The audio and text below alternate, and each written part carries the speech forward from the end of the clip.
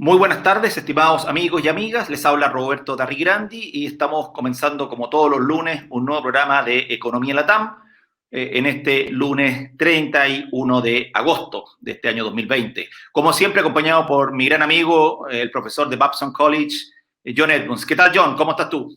Muy bien, aquí entusiasmado, que está finalizando el verano, pero ya comenzando la época de verdad de la elección. Yo voy a tener que votar por correo, eso va a ser una aventura, a ver si me cuentan el voto.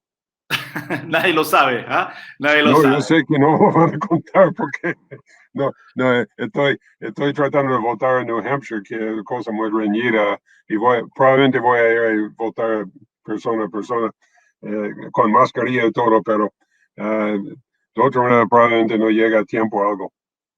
Bueno, ahí veremos cómo ocurre esa aventura. Bueno, hoy día quiero presentar a nuestro invitado. Él es Guillermo Tagle. Guillermo es ingeniero comercial de la Católica, la Pontificia Universidad Católica de Chile, MBA de la UCLA. Ha sido un gran profesor de la Escuela de Administración de la Facultad de Economía y Administración de la Universidad Católica. Presidió ICARE entre el año 2014 y 2016 y hoy es el presidente del directorio de Credit Corp Capital Chile. También es director de la Bolsa Electrónica de Chile, del Depósito Central de Valores y de la Fundación Teletón. También participa en la ONG Invest y Grupo 100, G100, que promueven el desarrollo del mercado de capitales y el emprendimiento respectivamente. Así que para nosotros es un gran agrado contar con Guillermo Tagle en este programa. Nuevamente, gracias por estar acá con nosotros y con John Edmonds. Queríamos preguntarte primero que nada, ¿cómo estás viendo esta eventual luz al final del túnel? Que de alguna manera se está viendo incipientemente la economía real y que, por otro lado, las bolsas en general, ¿cierto?, han ido reaccionando, sobre todo en países como Estados Unidos, que de alguna manera se estarían anticipando a una recuperación también en la economía real. Efectivamente, estamos viendo una señal de recuperación que creo que en una manera muy significativa está influido por la cantidad de liquidez que todas las economías del mundo simultáneamente le han inyectado a los mercados, y eso yo creo que es lo que ha ido de alguna manera manteniendo la apreciación de valor. eh, Todavía con bastante ocupación respecto de cuál va a ser el epílogo de esta pandemia. En América yo creo que estamos todavía en la mitad de la crisis, en algunos países más grave que otros, como es el caso de Perú, especialmente, que está en una etapa muy dolorosa, pero también con una preocupación por lo que vemos en Europa como rebrote de esta enfermedad, y por lo tanto yo creo que la mayor preocupación que tenemos en la región es respecto de si estamos en un horizonte acotado dentro de que en unos pocos meses vamos a empezar a funcionar normalmente, o si esta nueva realidad de trabajar en forma remota y con teletrabajo, y con más tecnología, va a tener que ser permanente. Yo creo que estamos todavía en una situación de bastante incertidumbre, con optimismo en los mercados financieros, que en mi opinión se fundamenta principalmente por la inyección de liquidez masiva que ha habido en el planeta, en toda la economía. John, ¿cómo Yo, tú esto? yo de acuerdo con eso. Y primero, antes de nada, quisiera mencionar que hay más y más pruebas de quién tiene el virus y quién no lo tiene, y el resultado en menos de 24 horas antes de la tabla 10 fue el resultado. No fue de mucha confianza ni tampoco estaba llegando a tiempo, pero ya eso se ha mejorado muchísimo. Además, hay cada vez más vacunas que están en etapa de prueba. Y alguien me dijo que la tasa de mortalidad ha bajado mucho, y que en caso de la crisis se puede aliviar con anticoagulantes y antihistamines. Entonces ya viene siendo una influenza más normal, pero de larga duración y con efectos secundarios que todavía no conocemos. Pero la parte peor de la epidemia en términos de su impacto sobre la economía ya pasó. Lo que no sabemos es a dónde y cuándo y cómo se va a recuperar sector por sector, economía por economía. Y es muy difícil hablar de indicadores macro. Es mucho más posible hablar de actividades individuales y cosas como restaurantes que están pudiendo trabajar a 25% de capacidad, más comida para llevar, 50 llegando a 60, pero no llega a 100, así en muchos sectores. Pero hay algunas actividades que no van a regresar como estuvieron, por ejemplo, mataderos. No van a tener mucha gente así lado a lado en una línea de producción. Eso, pero, pero estamos en buena recuperación y agradezco mucho los bancos centrales que han estado empujando muchísima liquidez al sistema financiero del mundo. La política fiscal es mucho más complicada. Estoy viendo si va a haber otro estímulo más en los Estados Unidos y todavía no sé, pero estamos ya en la recta final de la elección y la cosa se va a poner más y más fea. En términos de elección. Y en ese sentido, Guillermo, ¿cómo ves tú la expectativa de los mercados en lo que tiene que ver justamente con lo que señalaba John de la elección en Estados Unidos, las consecuencias que podría tener que saliera o reelegido Trump o elegido Biden y el Partido Demócrata? Desde el punto de vista de mercados financieros, yo creo que la época de gobierno de Trump fue así bastante favorable por muchas de las políticas expansivas y tributarias que ha provocado.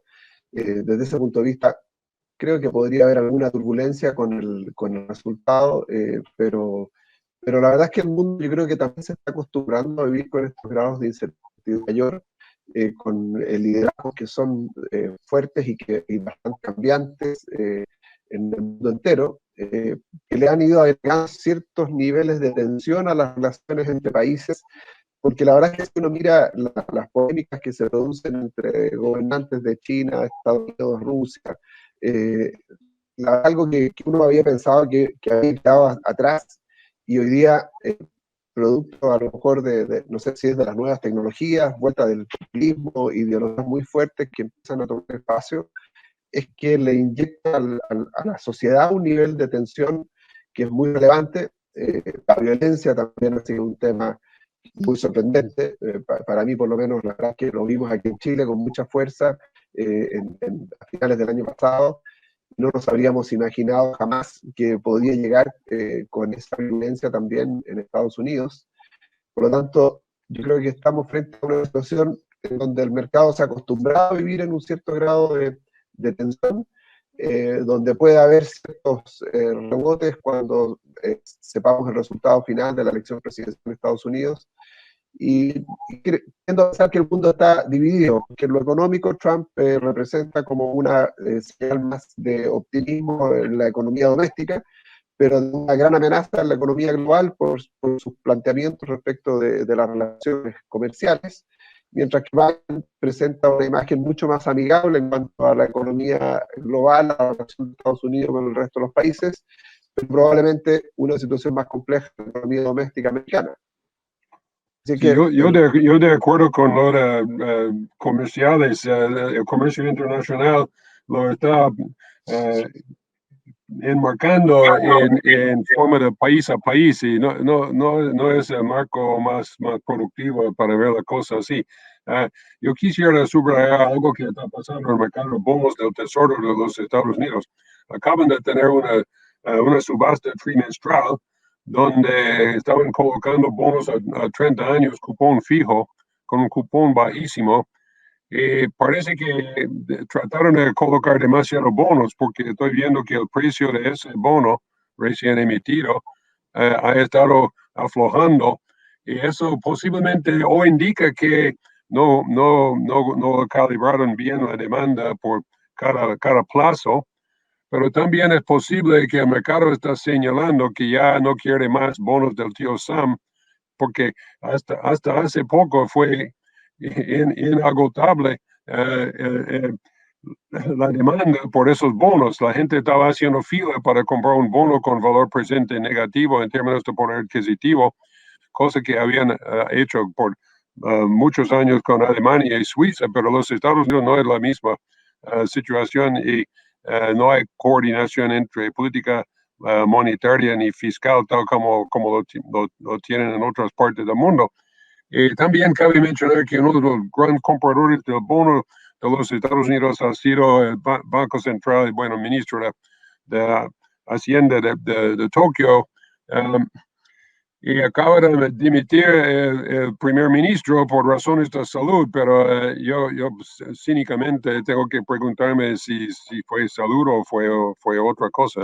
Yo estoy aceptando salud porque lo dice todo ellos, pero muchas veces cuando se va una persona así, hay más detrás de la pantalla que algunos saben, yo no sé.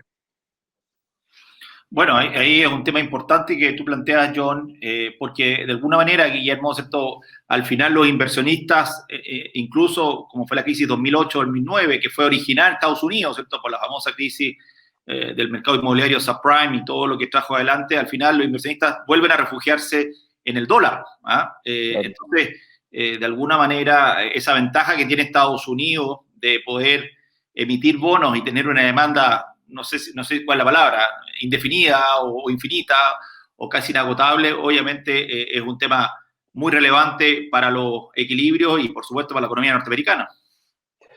Efectivamente, la verdad es que una de las fortalezas que Estados Unidos le ha provisto al mundo es de que exista una moneda de refugio, una economía de refugio, y uno de los riesgos que existe es que cuando, si en algún momento se te pasa la mano, cuánto confías que eso va a ser siempre así. Y cuando uno ve las inyecciones de liquidez que la propia economía norteamericana ha estado haciendo, el gran temor que a uno se le produce es que en algún momento se pierda esa condición y tengamos una devaluación relevante del dólar respecto de las demás economías. Ya ha habido alguna indicación de devaluación respecto del euro en particular en el último tiempo, pero uno de los peligros que uno le ve a los mercados financieros es que en algún minuto el dólar pierda su significancia en los mercados financieros globales. Eso, esa es la preocupación que tenemos, que el dólar ha sido el dinero que se pudo usar para cualquier propósito, inclusive propósitos que no tienen nada que ver con capacidad productiva. Y eso no sé si se puede continuar hasta ahora, sí, porque ha sido la divisa de preferencia por muchos motivos y además el país ha sido un refugio, pero un refugio que está muy polarizado entre sí y no se está admitiendo gente como admitía antes. Muchos de mis alumnos son internacionales, están teniendo que tomar la clase de larga distancia. Uno está en Myanmar, por ejemplo, tiene que levantarse a la 1 de la madrugada para participar en la clase. No viene, no viene porque no le dieron visa, pero aunque le dieron visa, porque vendría aquí para perjudicar su salud y para participar en una bulla que no le corresponde a él. Nada tiene que ver con eso. Bueno, ahí hay otro de los temas que están impactando hoy día con esta crisis sanitaria que estamos viviendo. Y en ese sentido, te quería preguntar, Guillermo, ¿cómo estás viendo tú el mundo empresarial? ¿Cierto? Hay muchas compañías, hablemos de la región, Chile, Perú, Colombia, ¿cierto? Que están de alguna manera congeladas, ¿cierto? Están congeladas sus ventas, su nivel de actividad, pero también se han congelado los créditos, ¿cierto? Por lo menos las próximas cuotas en muchos lados con distintos esquemas de garantía estatales o voluntarios los bancos, pero una pregunta que es relevante es decir, bueno, ¿qué pasa cuando, porque eso va a acabar, se va a acabar relativamente pronto, ¿ah? Y en algún momento del tiempo las compañías van a tener que volver a pagar algunas cuotas por lo menos y muchas de ellas no van a tener los flujos para poder hacer frente a esas obligaciones. En la región yo creo que nos hemos beneficiado hasta ahora de las bajas tasas de interés y de los bajos costos de financiamiento que le han permitido por lo menos a las grandes compañías seguir financiándose en condiciones bastante inverosímiles, uno podría decir. Hemos tenido en plena crisis económica de la pandemia emisiones de bonos en Chile en tasas reales de 1,5%, lo más bajo que he visto, colocaciones a 1,2 real a 20 años. Entonces, la verdad es que efectivamente hoy día estamos teniendo problemas de flujo de caja operacional con compañías que están con sus sectores parados. Por ejemplo, en el mundo del retail más doméstico, las empresas que no pueden suplir parte de su demanda con comercio electrónico. Todo el real estate comercial está en una situación de bastante suspenso, porque la duda es si acaso el público va a volver y si esos espacios van a tener el mismo valor que tenían en el pasado. Yo no tengo mucho temor todavía por la situación financiera de grandes compañías, o aquellas que obviamente están en los sectores directamente perjudicados. El caso de las líneas aéreas, bueno, en Chile tenemos las empresas de casinos, que son a su vez cadenas de hoteles. Hay sectores bien específicos que realmente el modelo de negocio cambió en forma irreversible por bastantes años, y les va a costar mucho recomponer. Todavía tenemos otro mundo corporativo, que es el productivo, el de recursos naturales, el que exporta, la industria de alimentos, que ha seguido funcionando razonablemente bien. Entonces, en Chile, por ejemplo, y en la región tenemos nuestros propios actores, el equivalente a Estados Unidos, que están estas mega empresas globales del mundo de tecnología, que han alimentado el crecimiento de los índices. En el caso de países como los nuestros, son las empresas que son exportadoras, las empresas mineras, que han seguido operando y han seguido vendiendo, y el precio del petróleo ha caído. Las empresas exportadoras de alimentos en un escenario de moneda incluso más depreciada, la moneda local. Entonces, tenemos una economía que está segmentando en estancos que tienen realidades bien diferentes. Y algunas van a sufrir muy seriamente, aquellas cuyo negocio se ha visto directamente impactado por la pandemia, y hay otras que en realidad van a poder seguir adelante y salir beneficiadas. En el caso particular del mundo en que yo trabajo, que es el mundo financiero, es anecdótico, pero estamos trabajando hace ya 5 meses en teletrabajo.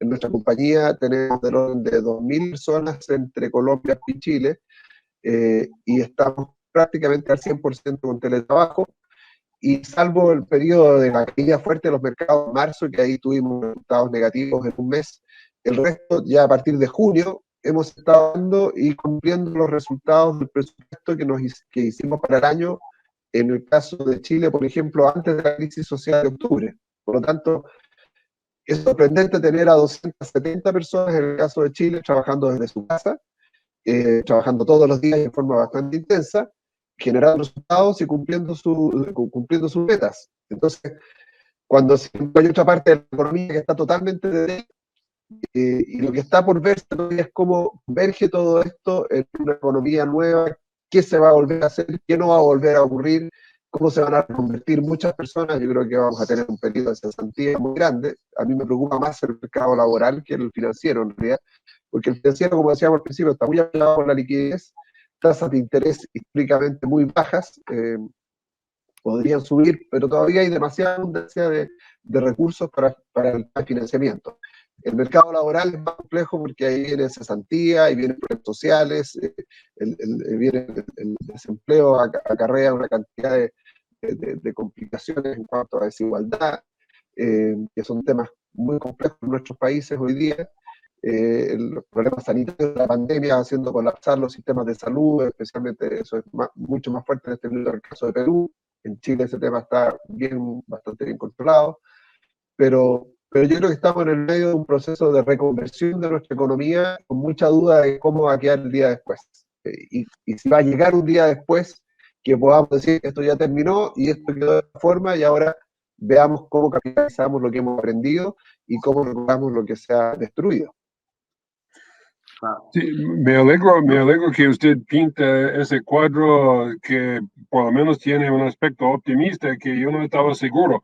Siempre desde el comienzo de este desastre natural, yo estaba pensando que vamos a ver hasta dónde las economías del mundo, sean como sean organizadas, pueden aguantar este paro parcial que todas las economías están basadas en lo que la fuerza de trabajo trabaja, consigue su pago, paga sus deudas, paga sus cuentas, y el dinero mueve, y la gente paga sus hipotecas más o menos a tiempo, paga su tarjeta de crédito a tiempo, las empresas pagan sus préstamos comerciales a tiempo, los que emitieron bonos pagan los cupones a tiempo, y hasta cuándo puede aguantar el sistema si hay una gran parte de la gente que no puede pagar a tiempo, o que no puede salir a trabajar y no puede ganar lo que tiene que ganar para comprar lo que necesita. Ahí está donde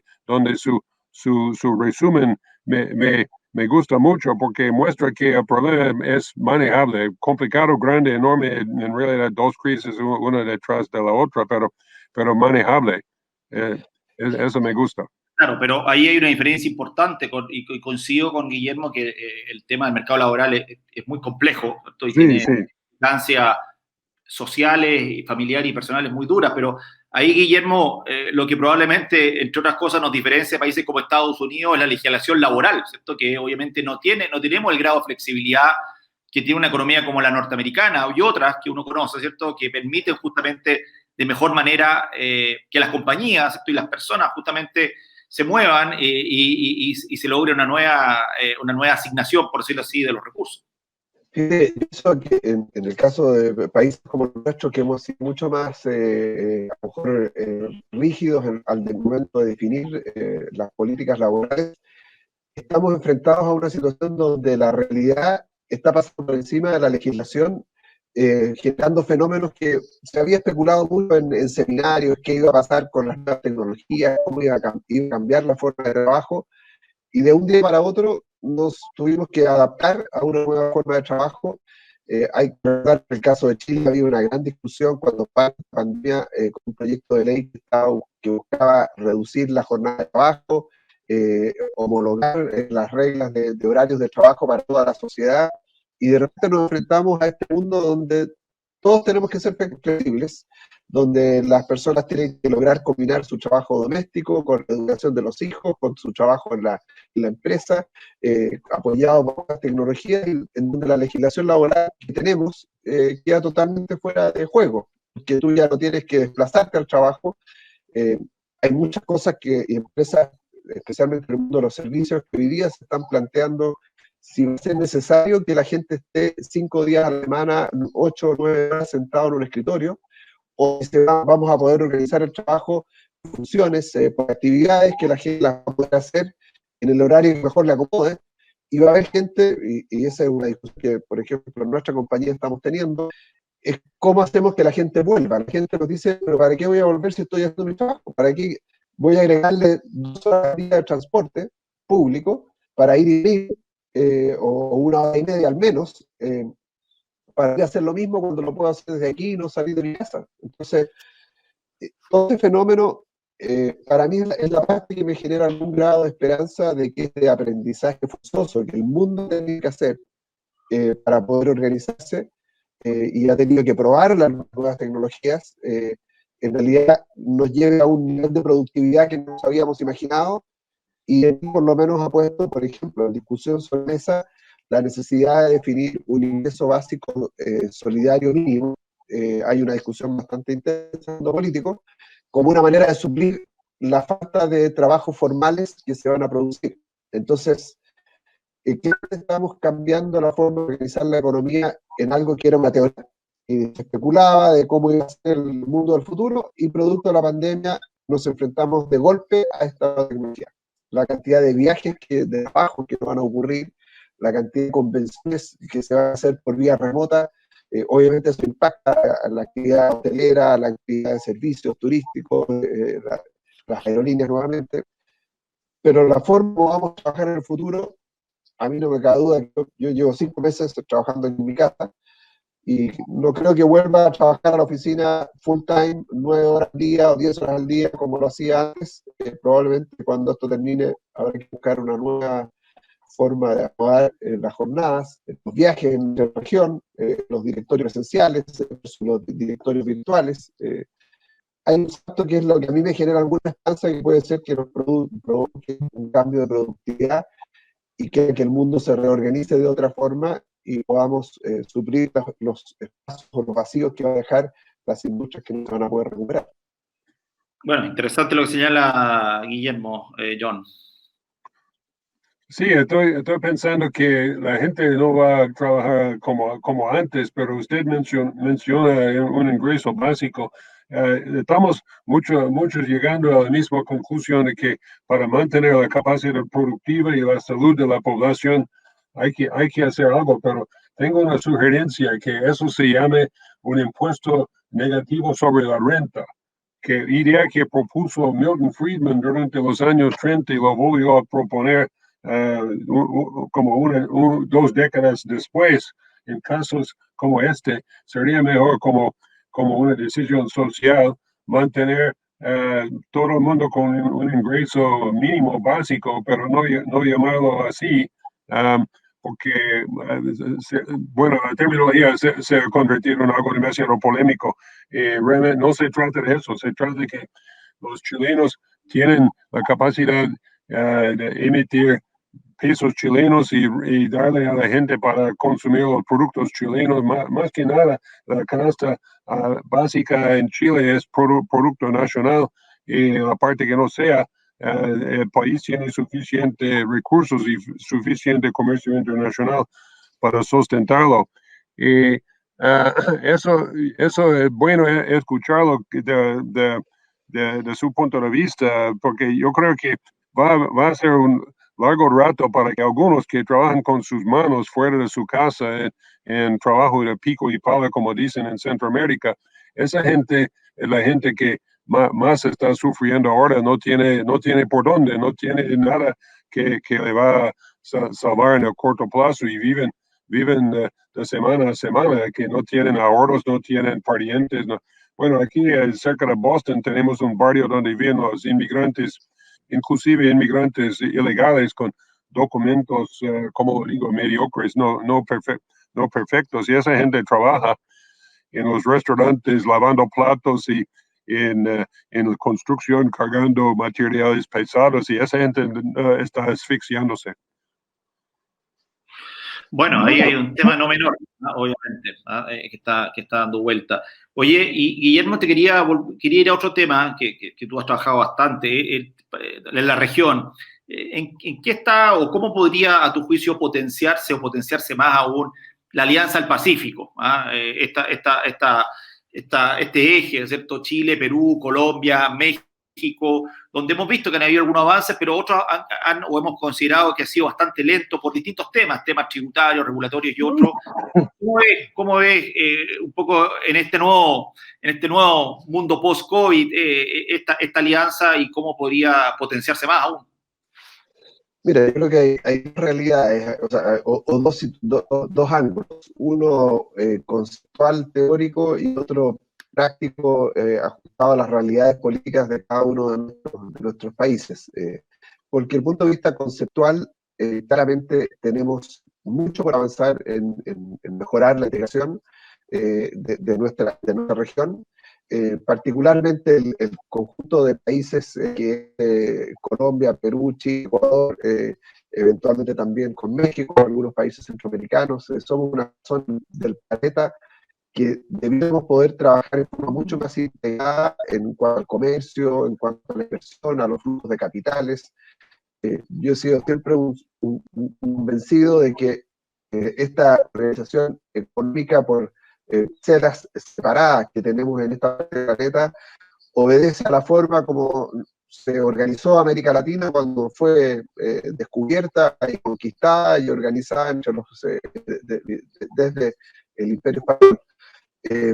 Que si tú hicieras de nuevo hoy día con las tecnologías que existen, no cabe duda que no existirían fronteras ni mercados de capitales con distintas regulaciones, ni mercados estancos como existen. Por ejemplo, los principales bancos de Colombia no son los mismos principales bancos de Perú, no son los mismos principales bancos de Chile, y tampoco los principales bancos de Argentina, ni los de Ecuador, ni los de México. Entonces, ha habido en la historia algunos intentos de algunas compañías globales que han hecho redes para trabajar en la región, pero el hecho concreto es que seguimos trabajando mucho en estancos y que falta y se puede mejorar y generar mucho progreso integrando. Se te usa una realidad política porque tenemos en Chile, en Perú y en Colombia situaciones políticas bien distintas, y en México también, con ideologías que no necesariamente conversan entre ellas. Creo que tuvimos mejor tiempo hace poco tiempo atrás, cuando teníamos no sé, al presidente Santos, está en algún minuto Kuczynski y Sebastián Piñera, por ejemplo, y Macri, eran como de una ideología parecida, y podían sentarse a la mesa y tener lenguaje común respecto de lo que querían hacer con sus respectivos países. Hoy día cada país tiene una realidad política muy distinta, En Perú vamos a enfrentar un cambio completo de Congreso, una elección presidencial que todavía no hay mucha claridad de qué liderazgos van a aparecer, un Congreso que se va a renovar completo y actualmente hay un Congreso transitorio va a tener que reelegirse en tiempo más. En Chile tenemos un calendario de 8 elecciones con las que vamos a pasar en los próximos 18 meses. La parte positiva es que después de esas 8 elecciones, yo creo que vamos a quedar con el país completamente, entre comillas, calado. Vamos a saber exactamente qué piensan los chilenos, qué es lo que quieren, en qué elecciones van a votar como primarias, obligatorias, voluntarias. Pero tenemos por delante un calendario político en Perú, en Chile, muy complejo. En Colombia hay algo más de estabilidad porque hay un presidente elegido hace no tanto tiempo y tienen los conflictos de la pandemia y de los problemas políticos que ha traído el proceso de paz. Y en México, un presidente que como que tiene un modelo propio y doméstico y que yo creo que no está demasiado, o sea, no está en su cabeza o no visible un tema de integración regional. Pobre AMLO quiso ser presidente tantas veces y por fin ganó la elección y le tocó este periodo. Yo completamente de acuerdo que el momento oportuno puede ser ahora mismo, no por las condiciones políticas, sino por la posibilidad de que se haga algo que nadie se opondría cuando normalmente se hubiera. Algo que nunca he podido entender como extranjero, nunca he podido entender todo el lado pacífico, Chile, Perú y Bolivia. Entonces, ya siguiendo al norte, yo incluiría todos esos países y propongo que una forma de hacerlo sería un tipo de ETF donde se compra unos títulos de deuda de diferentes clases y diferentes sectores industriales de diferentes países, como una canasta mixta donde los cupones serían altísimos por la situación de cada país, pero en conjunto podría ser una inversión mucho más más segura que ninguna de ellos uno por uno. Y eso se podría armar a nivel del mercado integrado que incluía, no sé si todavía está funcionando como antes, pero yo creo que lo llamaban el MILA, el mercado integrado latinoamericano. Eso tiene potencial que no se ha profundizado, que no se ha aprovechado tal como se pudiera hoy, pero puede ser el momento. Efectivamente, MILA se creó con este objeto. Mi impresión es que está a mitad de camino y que el esfuerzo ha estado interrumpido porque, por ejemplo, nunca pasamos de la etapa de que cada mercado transara por sí mismo y se conectan entre los operadores del mercado a tener una sola plataforma de mercado para todos los países. Y para tener una sola plataforma de mercado tienes que agregarle un sistema de clearing y no sabía que se había quedado así a mitad de camino. Yo pensé que un peruano pudiera comprar acciones chilenas a través de su broker peruano sin tener que hacer una declaración de rentas internas o un número de identidad fiscal ni todo eso. Sí. Yo lo invierto ahí de esa manera porque el pasaporte que ocupo no es ninguno de ellos. Claro. Hoy día un inversor peruano puede comprar acciones en Chile, puede comprar acciones en Colombia, pero su broker peruano tiene que tener un agreement con un broker en Chile directamente con el cual, y el broker en Chile hace la operación de ok, entonces como una regla de corresponsales, pero me pregunto entonces si la liquidez es adecuada y si las comisiones son muy altas, pero podrían ser muy altas con la situación actual, con tanta deuda así fácil de adquirir y fácil de ver que probablemente estadísticamente un pool, así un conjunto de esos instrumentos de deuda sería súper rentable, pero uno por uno complicado. Claro.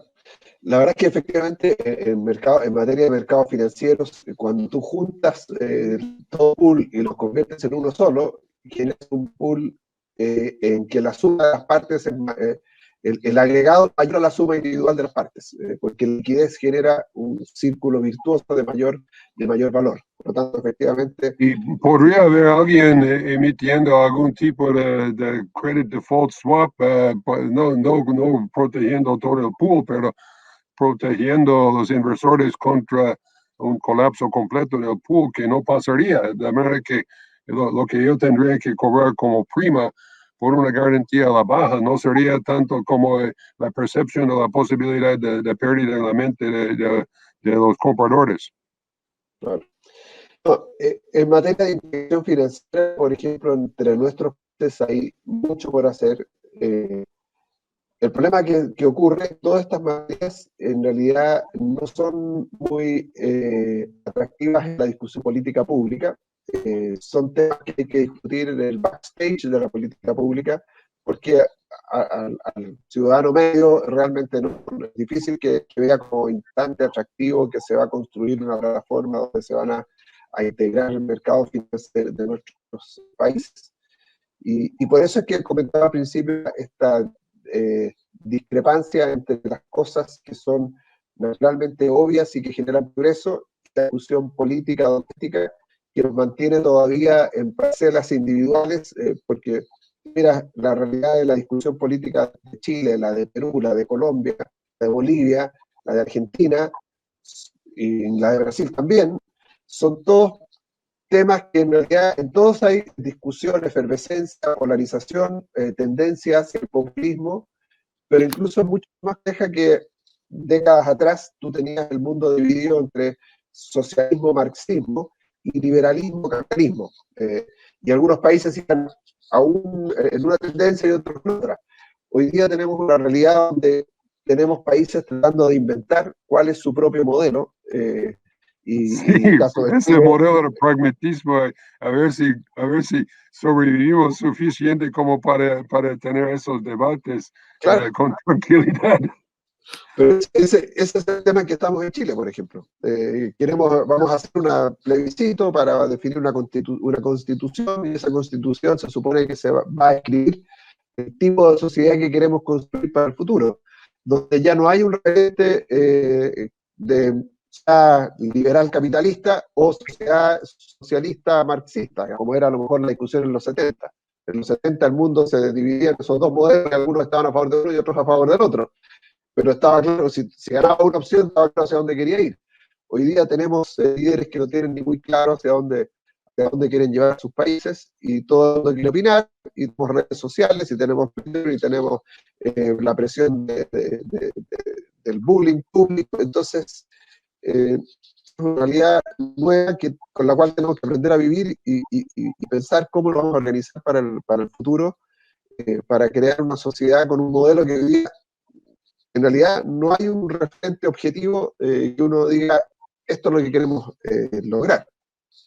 Entonces, es un tema complejo. Totalmente de acuerdo. Quisiera subrayar que estamos teniendo esta conversación con la posibilidad de llegar a una situación donde podremos tener estas discusiones con calma y como hacíamos antes. Eso es para mí, dice, simplemente el tono de esta conversación me dice que en Sudamérica la cosa no anda tan mal como estuvo hace un mes. Bueno, es parte, o sea, yo tengo la preocupación, efectivamente, hemos avanzado en ciertas cosas, pero seguimos para mí la mayor incertidumbre es no saber cómo va a terminar esta pandemia. Cierto. Cuando partió se tomaron, por ejemplo, el gobierno y los gobiernos fueron muy criticados porque en el primer minuto implementaron programas de ayuda para un mes o para 2 meses. Cuando a mí me dijeron, yo tengo 62 años y en mi compañía tomó la decisión de que todos los que tenían más de 60 años, esta decisión fue tomada el 14 de marzo, por ser considerados personal de riesgo, que no fuéramos más a la oficina. A mí me lo dijeron el viernes 14 o 13 de marzo, me dijeron, mira, vamos a pedir que no vengas a la oficina la próxima semana, traspase esto, porque no queremos que tú estés expuesto a una situación de riesgo. Yo me imaginé que esa era una cosa que me estaban pidiendo o me estaban recomendando por un par de semanas. no me imaginé nunca. Eso fue hace 6 meses atrás. Y en este minuto la conversación es si vamos a volver a la oficina, y ya no solamente de riesgo, el 100% del personal antes del final de año. Y junto con que empresas como la nuestra, que estamos trabajando, funcionando, hay un montón de otros casos que no están trabajando, no están funcionando, no están teniendo ingresos, y que los programas de ayuda de 1 mes, de 2 meses, programas de subsidio de la cesantía, incluso, bueno, pasamos en Chile y en Perú el proceso de retiro de recursos del sistema de pensiones, que en el caso de Chile ha generado una pequeña bonanza, porque mucha gente se retiraron. Hoy día vi la cifra que publicaban del orden de $15.000 millones, es la cifra que el sistema de pensiones le repartió a más de 10 millones de afiliados. Entonces estamos viviendo estos recursos para durar un poco. Ha generado un mini boom de consumo de algunas cosas en algunas industrias, pero si no volvemos a trabajar normalmente, en 3 o 4 meses más la gente se va a haber gastado lo que sacó el tema de pensiones, va a haber gastado el ingreso garantizado, el ingreso que le fue el básico que repartió el Estado a un centro de la población, se va a haber acabado el fondo de reserva para la cesantía, y si no Sí, logramos todo eso de las pensiones me dio un golpetazo contundente. Es que es como en los Estados Unidos se hubiera desarmado el puente de Brooklyn y venderlo como chatarra. Es como un emblema del país. Pero entiendo por qué tuvieron que hacerlo. Yo en ese mismo momento estaba pensando que posiblemente me muera antes de la Navidad. Ya estoy pensando que posiblemente sobrevivo, con ese enfoque ya puedo planificar el próximo año, pero antes yo estaba viendo cómo vivir hasta mañana o pasado. Mira, efectivamente, lo que pasó en Chile y que había ocurrido antes en Perú también hicieron un proceso de permitir a la gente retirar parte de sus ahorros del sistema de pensiones. En Chile fue ampliamente debatido, no había ni un técnico especializado en el tema, de ningún sector político que recomendara que fuese una buena medida. El mundo político lo impulsó, la medida tenía más de 80% de apoyo en cualquier encuesta. Si tú lo miras en retrospectiva, la verdad es que hasta ahora uno podría decir que lo que se hizo le dio un respiro al sistema de pensiones, y el sistema de pensiones tiene una posibilidad de volver a encantar a sus afiliados, porque primero le entró a la gente algo que políticamente muchos le habían predicado, de que no era cierto que usted tuviese una cuenta con dinero, y que los fondos de pensiones y el Estado y las grandes corporaciones se habían, entre comillas, robado la plata, y que no estaba. La evidencia demostró que en menos de 10 días, desde que salió el proyecto, ya mucha gente había recibido depositada en una cuenta bancaria lo que había pedido Qatar. Los fondos de Cierto. Yo sabía que iban a poder hacer frente a esos compromisos sin ninguna traba, sin un derrumbe de la bolsa, pero fue razonable que una persona ahí en la calle no hubiera tenido la confianza que tengo yo. Además, no vivo de eso. Si yo me equivoco, como muy bien mañana, igual como pasado mañana, pero si fuera chileno no hubiera estado tan seguro de eso. Mira, nadie creía que iba, o sea, la predicción de todos los especialistas es que iba a provocar un colapso. La sorpresa para muchos fue que el portafolio de los fondos de pensiones en realidad tenían una posición muy fuerte en liquidez, en papeles de gobierno de muy corto plazo, papeles que rentaban muy poco. Además, el Banco Central hizo una operación de repos para poder generar la liquidez en el corto plazo. Entonces, reunir la caja para repartir el dinero no costó nada, no generó algún efecto como una faena técnica. Yo he tenido la suerte de conocer a uno de los gestores de las AFP, son súper capacitadas, pero no pudieron ganar más que ganaban con los papeles que tuvieron, porque la tasa de interés a nivel mundial ha bajado durante todo el tiempo de los últimos 20 años. Claro. Así es. Bueno, fue una operación que al final, efectivamente, como dice Guillermo, no tuvo los efectos negativos que se esperaban en el mercado financiero y capitales. Pero bueno, ahí ahora nuevamente algunos quieren volver a sacar otro 10% y así que hay riesgo, obviamente.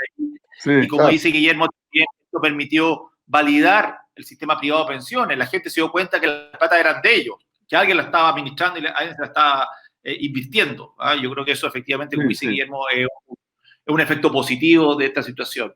Oye, bueno, el tiempo también acá en este mundo de Internet vuela, a veces más rápido que lo que vuela la señal y la capacidad de comunicación. Quiero agradecerle muy sinceramente a Guillermo que se haya dado el tiempo hoy día para acompañarnos. Tuvimos algunas dificultades técnicas, pero logramos comunicarnos finalmente, logramos conversar sobre temas que son interesantes y sin lugar a dudas, más adelante esperamos volver a invitar a Guillermo, quizás después del plebiscito, y para un poco ver cómo seguimos para adelante, porque al final, como dice también Guillermo y también dice John, estamos llenos de incertidumbre, estamos llenos de situaciones desafiantes por delante en Chile, en la región y en Estados Unidos, y por tanto estas conversaciones creo que son tremendamente útiles y positivas. Así que muchas gracias nuevamente, Guillermo, por habernos acompañado hoy día. Un gusto, gracias a ustedes. Espero que la tecnología no nos haya jugado una mala pasada y que quienes nos oyen hayan podido escucharnos en forma continua y sin interrupciones tecnológicas. Y un gusto haber estado con ustedes y feliz de que volvamos a conversar en algunas semanas, ojalá con más certidumbre respecto del epílogo de la crisis que estamos viviendo. Por supuesto. Muchas gracias, Guillermo. Que esté muy bien. Hasta luego, Roberto. Hasta luego, John. Gusto. Chao, que esté muy bien. Gracias, Guillermo. Era Guillermo Tagle, presidente del directorio de Credit Corp Chile. Y bueno, la tecnología estuvo un poco complicada, John, pero fue interesante. Fue una buena conversación.